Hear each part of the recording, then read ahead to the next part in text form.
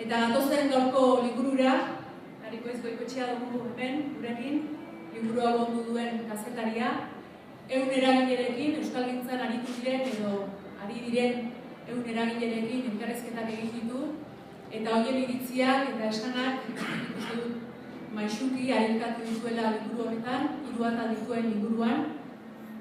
Liburuaz berak hitz egingo du, nahiz hortan sartuko, baina utziko didazue liburuaren kontrazalean dagoen testua irakurtzen, uste dut oso ondo laburbiltzen dela testu honetan liburuak jasotzen duen mamia, eta gainera oso modu elegantean esango nukenik idatzen dagoela. Sentsazioa da, giroa nahi ere bai. Euskara biziberritzeko bidean aldaketak datozen sentsazioa.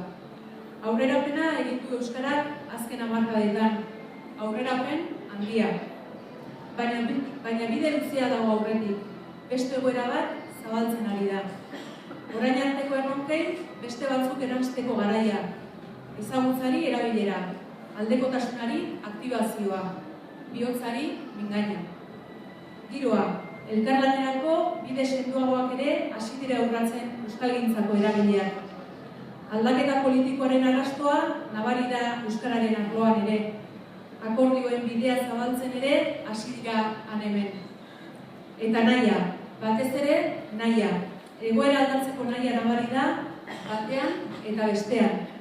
Etsipen kutsutik aldentzekoa. Egoera berriari egoki erantzutekoa. Euskara irabazteko bidean jartzekoa. Sentsazioa da giroa. Nahia ere bai. Bidea egiteko, bidea irabazteko, euskara irabazteko, euskarak irabazteko.